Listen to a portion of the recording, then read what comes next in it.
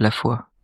Tout le monde en parle, beaucoup prétendent l'avoir, mais très peu savent vraiment ce que c'est. La foi, ce n'est pas un sentiment, ce n'est pas une émotion, ce n'est pas un moment spirituel intense. La foi, c'est une position, une décision, une manière de vivre. La foi, c'est choisir de croire Dieu, même quand rien autour de toi ne te pousse à y croire. La foi, c'est avancer même quand tu ne vois pas. La foi, c'est dire à ton cœur, tu ne contrôles pas ma vie, c'est Dieu qui la contrôle.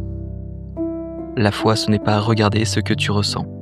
La foi, c'est regarder ce que Dieu dit. La foi, c'est tenir ferme quand tout bouge autour de toi. C'est refuser de laisser la peur décider. C'est ne pas laisser le doute te voler ce que Dieu t'a donné. La foi, c'est marcher avec une assurance qui ne vient pas de toi, mais de celui qui ne ment jamais. La foi véritable transforme ta manière de penser, ta manière de parler, ta manière d'agir, parce qu'elle te pousse à vivre selon la parole, pas selon les circonstances. Il est écrit, la foi est une ferme assurance des choses qu'on espère, une démonstration de celles qu'on ne voit pas. Voilà. La foi, ce n'est pas espérer vaguement.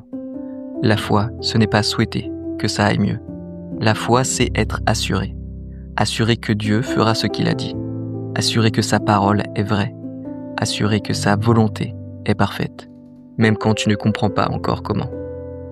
Alors si tu veux savoir si tu as la foi, ne regarde pas ce que tu ressens. Regarde ce que tu choisis de croire. Regarde ce que tu choisis d'obéir. Regarde ce que tu choisis de déclarer. Parce que la vraie foi ne se voit pas dans les émotions. Elle se voit dans la manière dont tu marches. La foi, ce n'est pas seulement croire que Dieu existe. La foi, c'est le prendre au sérieux. C'est écouter ce qu'il dit et marcher en conséquence. Beaucoup parlent de foi, mais refusent la moindre obéissance.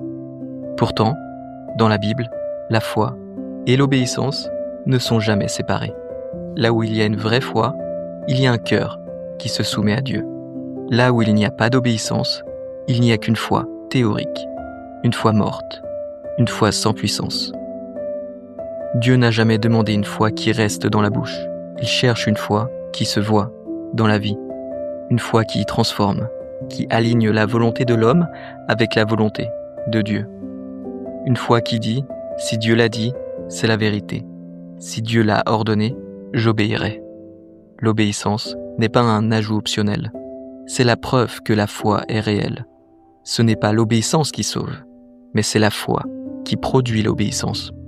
Le problème aujourd'hui, c'est que beaucoup veulent croire, mais ne veulent pas se soumettre.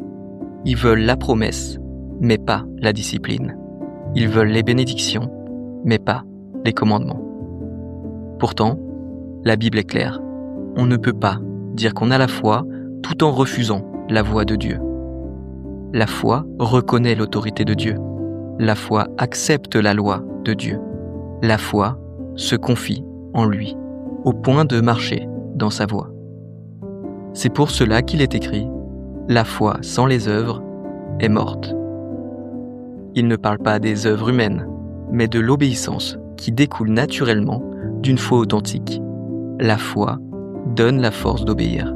La foi change le cœur. La foi pousse à aligner sa vie sur ce que Dieu demande. Pas pour mériter quelque chose, mais parce qu'on croit Dieu, au point de lui faire confiance dans chaque décision. Une vraie foi ne fuit pas la loi de Dieu. Elle la reçoit comme une lumière. Elle la comprend comme une protection. Elle l'accepte comme une direction. Et plus la foi grandit, plus l'obéissance devient naturelle. Pas forcée, mais volontaire. Pas par peur, mais par amour. Voilà pourquoi la foi et l'obéissance marchent ensemble. Parce qu'on ne peut pas obéir à un Dieu en qui on ne croit pas.